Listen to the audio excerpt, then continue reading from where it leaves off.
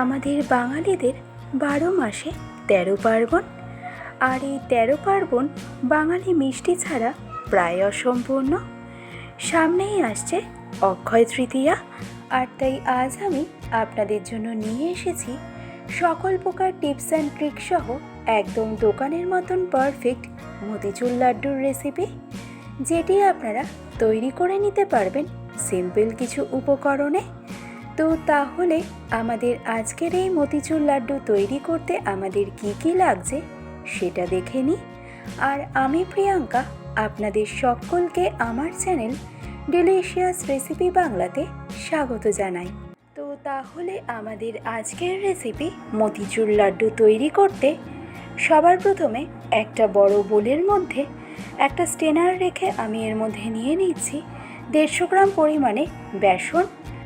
এবার এই বেসনটা আমাদের সবার প্রথমে খুব ভালো করে চেলে নিতে হবে, যাতে বেসনের মধ্যে কোনো রকম ডেলা ডেলা একদমই না থেকে যায়। এছাড়াও বেসনটাকে যদি এভাবে চেলে নেওয়া হয় তাহলে দেখবেন ব্যাটারটাও কিন্তু ভীষণই স্মুথ তৈরি হয়। তো ফাইনালি বেসনটা চেলে নেওয়ার পর দেখুন বেসনের মধ্যে থেকে কিন্তু বেশ অনেকটাই ডেলা ডেলা বেরিয়েছে। এবার এই ডেলা পাকানো বেসনগুলোই এভাবে চেষ্টা করবেন হাত দিয়ে একটু ভেঙে নিয়ে সেটাকেও চেলে নেওয়ার, এতে বেসন আমাদের ওয়েস্টও হবে না। এবার নেক্সট এই বেসনের মধ্যে আমি অ্যাড করব খুব অল্প পরিমাণে অরেঞ্জ ফুড কালার। তবে যদি আপনারা ফুড কালার ব্যবহার করতে না চান তবে সেটা অ্যাভয়েড করতে পারেন। তো ফুড কালারটাকে বেসনের সাথে একবার খুব ভালো করে মিশিয়ে নিয়ে এবার এই স্টেজে অল্প অল্প করে জল অ্যাড করে বেসনের এই ব্যাটারটাকে আমাদের তৈরি করে নিতে হবে। তবে এই ব্যাটারটা তৈরির সময় এটা আমাদের অবশ্যই খেয়াল রাখতে হবে যে ব্যাটারের মধ্যে যেন কোনো রকম লাম্পস একদমই না থেকে যায়। আর তার জন্য ব্যাটারের মধ্যে একদিক থেকে আমাদের জল অ্যাড করতে হবে আর অন্য হাত দিয়ে সেটাকে হুইস্ক করে নিতে হবে। অর্থাৎ মতিচুর লাড্ডু একদম পারফেক্ট তৈরির জন্য চেষ্টা করবেন একটা লাম্পস ফ্রি ব্যাটার তৈরি করে নেওয়ার। আর ব্যাটারটা তৈরি হয়ে গেলে এবার এই স্টেজে ফ্লেভারের জন্য অ্যাড করে নিন পরিমাণ মতো ঘি, আর তারপর ঘিটাকে ব্যাটারের সাথে ভালো করে একবার মিশিয়ে নিন। তো এবার দেখে নিন এই ব্যাটারের টেক্সচারটা আমাদের ঠিক কেমন রাখতে হবে। তো তার জন্য অল্প পরিমাণে একটু ব্যাটার এভাবে উপর থেকে ফেলে আমাদেরকে চেক করে দেখে নিতে হবে।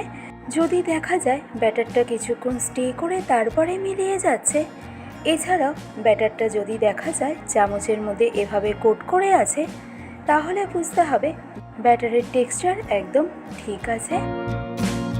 এবার ঢাকনা চাপা দিয়ে এই স্টেজে ব্যাটারটাকে আমাদের সেট হতে দিতে হবে মিনিমাম 10 থেকে 15 মিনিটের মতন।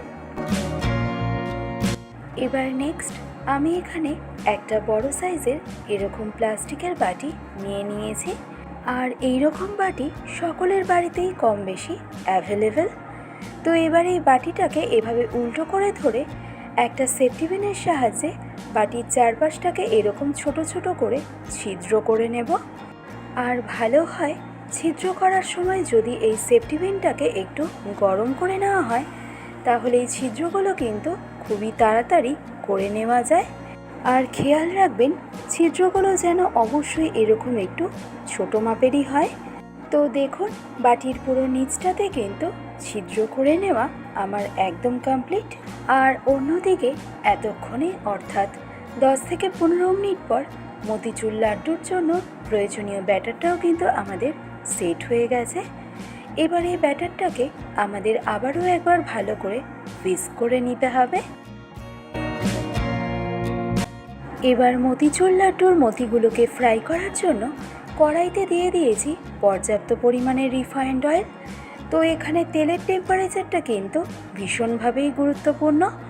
তো তার জন্য এভাবে অল্প পরিমাণে একটু ব্যাটার তেলের মধ্যে ফেলে আমাদেরকে চেক করে দেখে নিতে হবে। যদি দেখা যায় ব্যাটারটা তেলের মধ্যে দেওয়ার সাথে সাথেই এভাবে ভেসে উঠেছে, তাহলে বুঝতে হবে তেলের টেম্পারেচারটা কিন্তু একদম ঠিক আছে। তো এবার তাহলে ফাইনালি মতিগুলোকে ফ্রাই করে নেব। আর তার জন্য এরকম 1 হাতা পরিমাণে ব্যাটার নিয়ে ব্যাটারটাকে ডিরেক্টলি দিয়ে দিন এই ছিদ্রযুক্ত বাটির ওপরে। ফ্লেমটাকে কিন্তু অবশ্যই আমাদের এই সময় মিডিয়ামেই রাখতে হবে। তো ভীষণই সিম্পল স্টেপ, আশা করছি আপনাদের বুঝতে কোথাও কোনো রকম সমস্যা হয়নি। এবার মিডিয়াম টু হাই ফ্লেমে ক্রমাগত উল্টে পাল্টে মতিগুলোকে ভালো করে ফ্রাই করে নিন। আর ততক্ষণ পর্যন্ত মতিগুলোকে ফ্রাই করে নিন যতক্ষণ না তেলের ওপর থেকে সম্পূর্ণভাবে বাবেলসগুলো চলে যাচ্ছে, কারণ এই মতিগুলো যতক্ষণ পর্যন্ত কাঁচা থাকবে ততক্ষণই কিন্তু তেলের ওপরে এরকম বাবেলস ক্রিয়েট হবে।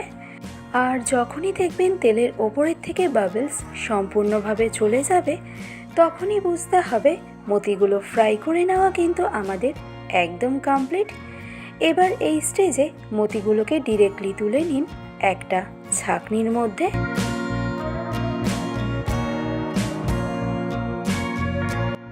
এবার এই মতিগুলোকে ডিরেক্টলি ট্রান্সফার করে নিন টিস্যু পেপারের ওপরে। আর এই একইভাবে সমস্ত মতিগুলোকে সেকেন্ড ব্যাচে আমি ফ্রাই করে নিয়েছি।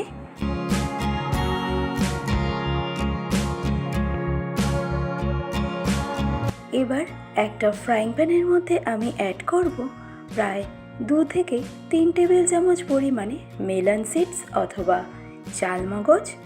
এবার এই স্টেজে গ্যাসের ফ্লেমটাকে একদম লো টু মিডিয়ামে রেখে এই চালমগজটাকে আমাদের বেশ কিছুক্ষণ ড্রাই রোস্ট করে নিতে হবে। তবে খুব বেশিক্ষণ সময়ের জন্য কিন্তু একদমই নয়, জাস্ট 1 থেকে 1.5 মিনিট চালমগজগুলোকে ড্রাই রোস্ট করে নিয়ে এটাকে ডিরেক্টলি ট্রান্সফার করে নিন একটা পাত্রের মধ্যে। এবার নেক্সট আমরা তৈরি করব সুগার সিরাপ। তো তার জন্য ওই একই ফ্রাইং প্যানের মধ্যে আমি দিয়ে দিলাম প্রায় 300 গ্রাম পরিমাণে চিনি, আর সাথে অ্যাড করলাম 1 কাপ পরিমাণে জল। ও তারই সাথে এই স্টেজে সুগার সিরাপের মধ্যে অ্যাড করে নিন খুব অল্প পরিমাণে অরেঞ্জ ফুড কালার। এতে লাড্ডুর কালারটা কিন্তু একদম পারফেক্ট আসবে। তো এবার এই সমস্ত ইনগ্রেডিয়েন্ট ইভেনলি একবার খুব ভালো করে মিশিয়ে নিন আর মিডিয়াম টু হাই ফ্লেমে সুগার সিরাপটাকে তৈরি করে নিন। তো সুগার সিরাপটা তৈরি হতে হতেই আমি অ্যাড করলাম 1 পিঞ্চ মতন জাফরান। এতে মতিচুর লাড্ডুর মধ্যে কিন্তু একটা সুন্দর ফ্লেভার চলে আসে। তো মতিচুর লাড্ডুর জন্য একটা পাতলা চটচটে সুগার সিরাপ আমাদেরকে তৈরি করে নিতে হবে। আর এই সুগার সিরাপটা একদম পারফেক্ট তৈরি হয়েছে কিনা সেটা বোঝার জন্য এভাবে চামচে করে অল্প একটু সুগার সিরাপ নিয়ে আমাদেরকে চেক করে দেখে নিতে হবে। যদি দেখা যায় হাতের মধ্যে ঠিক এরকম একটু চটচটে মনে হচ্ছে তাহলে বুঝতে হবে সুগার সিরাপ কিন্তু আমাদের একদম রেডি।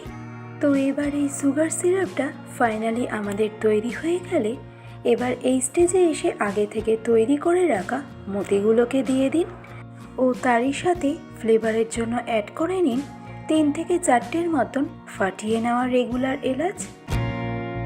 তো এবার এই স্টেজে আমাদের বিশেষ করণীয় একটাই, গ্যাসের ফ্লেমটাকে একদম লো টু মিডিয়ামে রেখে এই সুগার সিরাপের সাথে মতিগুলোকে আমাদের খুব ভালো করে কুক করে নিতে হবে। আর হাই ফ্লেমে কিন্তু কখনোই মতিগুলোকে কুক করা যাবে না, এতে সুগার সিরাপটা যেমন তাড়াতাড়ি ড্রাই হয়ে যাবে তেমন মতিগুলোও কিন্তু একদমই শক্ত থেকে যাবে। তাই চেষ্টা করবেন একটু সময় নিয়ে লো টু মিডিয়াম ফ্লেমে সুগার সিরাপের সাথে মতিগুলোকে কুক করে নেওয়ার। আর যখনই দেখবেন সুগার সিরাপের সাথে মতিগুলো প্রায় 90% মতন কুক হয়ে গেছে তখনই আমাদের এই স্টেজে এসে আগে থেকে রোস্ট করে রাখা মেলন সিডস অথবা চালমগজগুলোকে দিয়ে দিতে হবে। এবার এই চালমগজটাকে মতির সাথে একবার খুব ভালো করে মিশিয়ে নিন। আর হয়তোবা আপনারা দেখে বুঝতেই পারছেন যে এই স্টেজে মতিগুলোর মধ্যে কিন্তু সুগার সিরাপ বেশ সুন্দরভাবেই অ্যাবজর্ব করে গেছে আর একটা চটচটে সুন্দর টেক্সচারও কিন্তু এর মধ্যে চলে এসেছে। আর তাই সবশেষে এই স্টেজে এসে অ্যাড করে নিন 1 টেবিল চামচ পরিমাণে ঘি। ঘি কিন্তু আমাদের এখানে অবশ্যই ব্যবহার করতে হবে, এতে মতিচুর লাড্ডুর মধ্যে কিন্তু একটা দারুণ সুন্দর ফ্লেভার এনে দেয়। তো আশা করছি আপনাদের বুঝতে কোথাও কোনো রকম সমস্যা হয়নি। তো ঘিটাকে ভালো করে মিশিয়ে নেওয়ার পর এবার গ্যাসের ফ্লেমটাকে অফ করে দিয়ে মতিগুলোকে ডিরেক্টলি ট্রান্সফার করে নিন একটা পাত্রের মধ্যে। আর এই স্টেজে অপেক্ষা করুন ততক্ষণ পর্যন্ত যতক্ষণ না মতিগুলো সম্পূর্ণভাবে রুম টেম্পারেচারে চলে আসছে।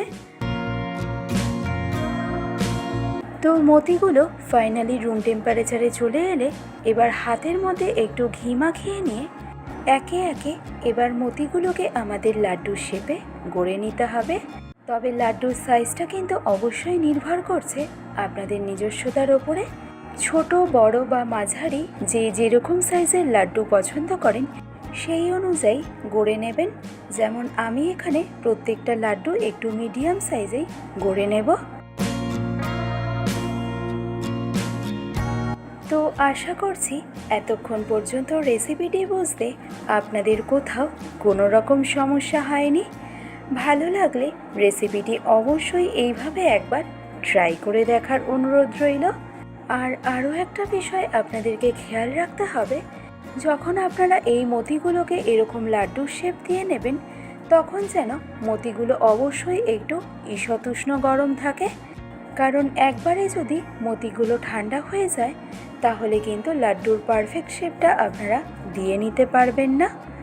তো দেখুন এই একইভাবে আমি সবগুলো লাড্ডুই গড়ে নিয়েছি। আর ফাইনালি এবার লাড্ডুগুলোকে আমি সার্ভ করে নেব।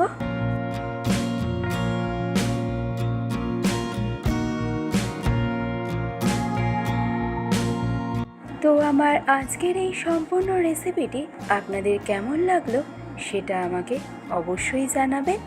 আর ভালো লাগলে রেসিপিটি অবশ্যই এইভাবে একবার ট্রাই করে দেখবেন। আশা করছি সকলের ভীষণই ভালো লাগবে। আজকের ভিডিওটি তবে আমি এখানেই শেষ করছি। ভালো থাকবেন, সুস্থ থাকবেন। ধন্যবাদ।